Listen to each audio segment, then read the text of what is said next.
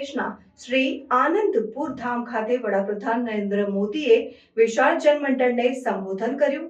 વડાપ્રધાન નરેન્દ્ર મોદીએ ભારતને ઋષિઓ, મુનિઓ અને સંતોની પવિત્ર ધરતી તરીકે ઓળખાવ્યું। તેમણે જણાવ્યું કે દરેક મુશ્કેલ સમયમાં આ ધરતી પર કોઈ મહાન આત્મા અવતરિત થઈને સમાજને નવી દિશા આપે છે। વડાપ્રધાને તેમની સરકારના સબકા સાથ સબકા વિકાસના મંત્રને પુનરાવર્તિત કર્યો અને ગરીબ અને વંચિત વર્ગના ઉત્થાન માટે સરકારના સંકલ્પને મજબૂત બનાવ્યો।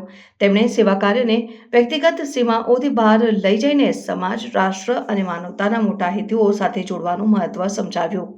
આ પ્રસંગે વડાપ્રધાને ભારતની સંસ્કૃતિ અને પરંપરાના મહત્વ ઉપર ભાર મૂક્યો અને જણાવ્યું કે આ પવિત્ર ભૂમિ પર સંતોની તપસ્યા અને આદર ભાવને ઉજાગર કરવું એ દરેક નાગરિકનું કર્તવ્ય છે। આ સાથે તેમણે આર્થિક અને સામાજિક વિકાસ માટે સરકારના પ્રયાસોને પણ રેખાંકિત કર્યા। આ કાર્યક્રમમાં વડાપ્રધાને આંધ્રપ્રદેશના વિકાસ માટે વિવિધ યોજનાઓની જાહેરાત કરી અને લોકોને આ યોજનાઓનો લાભ લેવા માટે પ્રોત્સાહિત કર્યા। આ પ્રસંગે તેમણે સમાજના દરેક વર્ગને સાથે લઈને આગળ વધવા માટે એકતા અને समरसताना संदेश आप्यो।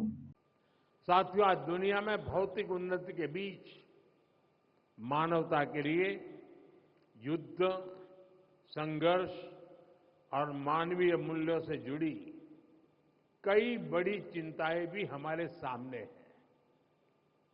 इन चिंताओं, इन चुनौतियों की जड़ में क्या है? इनकी जड़ में है अपने और पराये की मानसिकता।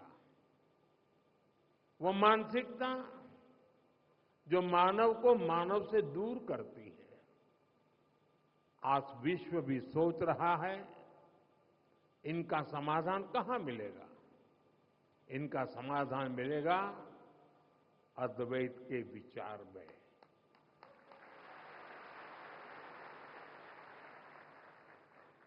अद्वैत यानी जहां कोई द्वैत नहीं है।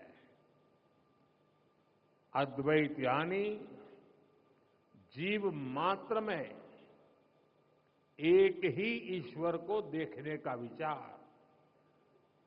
इससे भी आगे संपूर्ण सृष्टि को ईश्वर का स्वरूप देखने की सोच ही अद्वैत है।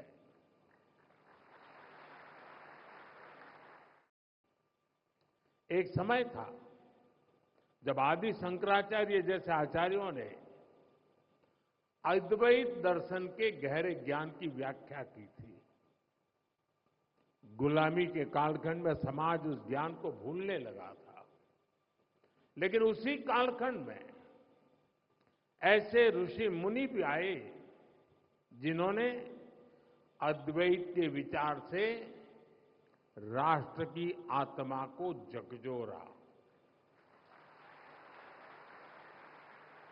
इसी परंपरा में पूज्य अद्वैत आनंद जी महाराज ने भारत के जन सामान्य तक इसे पहुंचाने का बीड़ा उठाया। महाराज जी ने अद्वैत के ज्ञान को हम सभी के लिए और सरल बनाया, उसे सामान्य मानवीय के लिए सुलभ कर दिया।